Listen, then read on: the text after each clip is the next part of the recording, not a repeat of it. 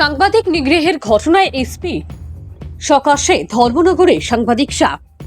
নির্বাচনী সংক্রান্ত খবর সংগ্রহ করতে গিয়ে কর্মরত সাংবাদিকদের উপর আক্রমণের ঘটনার প্রায় 11 দিন অতিবাহিত হওয়ার পরও এই কাণ্ডে অদ্যাবধি কাউকে আটক করতে পারেনি রাজ্যের পুলিশ। এ নিয়ে শনিবার সকালে উত্তর ত্রিপুরার কর্মরত সাংবাদিকরা সম্মিলিতভাবে ধর্মনগরে পুলিশ সুপার ভানুপত চক্রবর্তীর সাথে দেখা করেন। ঘটনার বিবরণে প্রকাশ, গত 14 আগস্ট যুবরাজনগর ব্লকের অস্থায়ী ভোট গণনা কেন্দ্র হাফলং টি স্টেট স্কুলের সম্মুখে নির্বাচনী ফলাফলকে কেন্দ্র করে সৃষ্ট জটলা সংবাদ সংগ্রহ করতে গিয়ে দুষ্কৃতীদের হাতে আক্রান্ত হন 3 জন সাংবাদিক। পরে আক্রমণকারীদের নাম ঠিকানা সহ ধর্মনগর থানায় মামলা করা হলেও আজ অবধি পুলিশের তেমন কোনো উদ্যোগ লক্ষ্য করা যায়নি।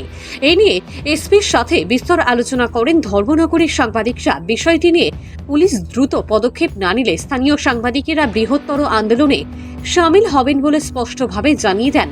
এদিকে এ ব্যাপারে খুব শীঘ্রই ব্যবস্থা গ্রহণ করা হবে বলে সাংবাদিকদের আশ্বস্ত করেন এসপি ভানুপত চক্রবর্তী। ভানুচন্দ্রের রিপোর্ট, আসাম প্রাইম নেটওয়ার্ক। আপনারা একটা ন্যায্য দাবি নিয়ে আমার কাছে এসেছিলেন আজকে, যে আপনারা একটা মামলা করেছিলেন, সেই মামলাটাতে পুলিশের তরফ থেকে কি অ্যাকশন নেওয়া হয়েছে সেটা আপনারা জানতে চান,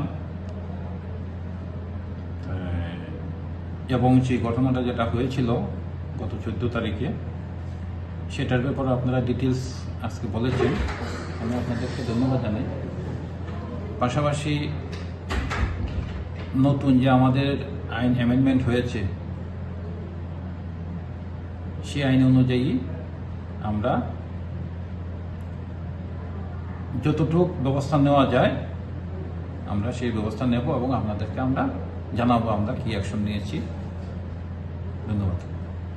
নগরবাসী সবাই অবগত আছেন, বিগত 14 আগস্ট যুবরাজনগর ব্লকের অধীন হাফলংছড়া টি স্টেট বিদ্যালয়ে ভোট গণনাকে কেন্দ্র করে একটা ইনসিডেন্ট ঘটেছিল।